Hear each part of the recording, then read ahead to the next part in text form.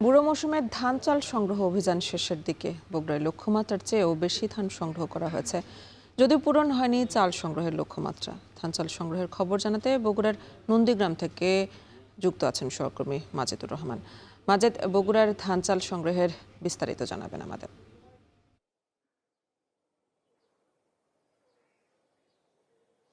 হ্যাঁ, অ্যানি, আপনি জানেন যে বড় মৌসুমে ধান চাল সংগ্রহ অভিযান কিন্তু মে মাসে শুরু হয়েছিল এবং 31শে আগস্ট পর্যন্ত সে ধান চাল সংগ্রহ অভিযান থাকবে। আর ইতিমধ্যে কিন্তু বগুড়াতে যে লক্ষ্যমাত্রা নির্ধারণ করা হয়েছিল সে লক্ষ্যমাত্রা বিশেষ করে ধানের পূরণ হওয়ার পরও কিন্তু উদ্বৃত্ত 184 ভাগ ধান সংগ্রহ হয়েছে।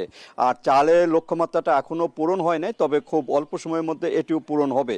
আর আপনি জানেন যে এবারে যখন ধান চাল সংগ্রহ অভিযান শুরু করে তখন কিন্তু সরকার একটি দর বেঁধে দেয় কৃষক এবং মিলারদের কাছে।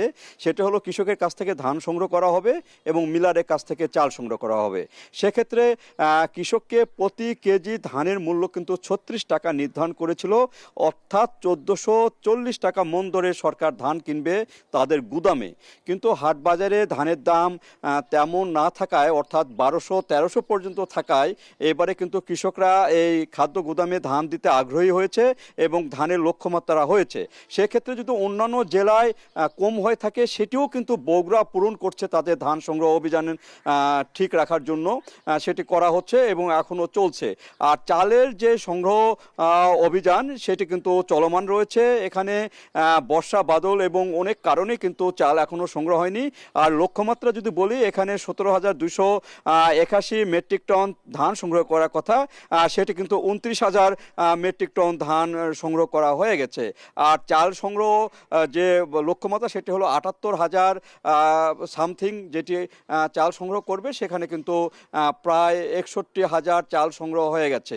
সেক্ষেত্রে বলা যায় যে ধান সংগ্রহ অভিযান সাকসেসফুল হওয়ার পরেও উদ্বৃত্ত করেছে, কিন্তু চালটি সংগ্রহ এখনও কিছু বাকি রয়েছে, তবে অল্প দিনের মধ্যে হয়ে যাবে। আর এখানে মিল মালিকরা যেটি বলছেন যে তাই 29 টাকা, এখানে 49 টাকা কেজি দরে চাল সংগ্রহ করবে। সেক্ষেত্রে মিল মালিকরা বলছেন 50 টাকা কেজি দরে চাল সংগ্রহ যদি লক্ষ্যমাত্রা করা যেত তাহলে হয়তো আরও ভালো হতো, তাদের লাভ থাকতো এবং খুবই স্বাচ্ছন্দ্যে তারা এই চালটি দিতে পারতো। তারপরও তারা চাল দিবে এবং তেমন লাভ না হলেও তারা কিন্তু চাল দিবে এবং লক্ষ্যমাত্রা পূরণ করবে, এমনটি বলছে মিল মালিকরা। আর এখানে কৃষকরা যেটি বলছেন, তারা এখানে যে ধান সেটা কিন্তু তারা দিতে পেরেছেন এবং ভালোভাবে দিতে পেরেছেন। সেক্ষেত্রে তারা সন্তুষ্টি প্রকাশ করেছেন। আর খাদ্য গুদামের যে কথা, এখানে খাদ্য কর্মকর্তা যেটি বলছেন সেটি হলো এখানে সংকলন, গুদামের যে ধান এবং চাল রাখার যে স্থান সংকলন সেটি কিন্তু হচ্ছে না। এখানে তারা ধান এবং চাল আরও কিনতে পারতেন, কিন্তু যেহেতু এখানে গুদামে যে সংকলন মানে স্থান না থাকার কারণে তারা কিনতে পারছে না। সেক্ষেত্রে তারা যে বলছেন যদি এখানে সেন্ট্রাল যে গুদামগুলো রয়েছে সেখানে যদি বগুড়ার গুদামগুলো থেকে ধান এবং চাল নিয়ে যাওয়া যেত, বিশেষ করে চাল নিয়ে যাওয়া যেত, তাহলে হয়তো তারা আরও ধান এবং চাল এখানে কিনতে পারতেন, এমনটি বলছেন।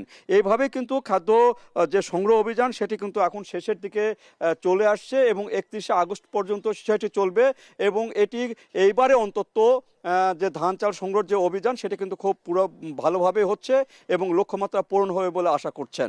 তো এই ছিল আমার কাছে ধান চাল সংগ্রহের যে সর্বশেষ তথ্য এখান বগুড়া থেকে সেটি জানাচ্ছিলাম। ধন্যবাদ।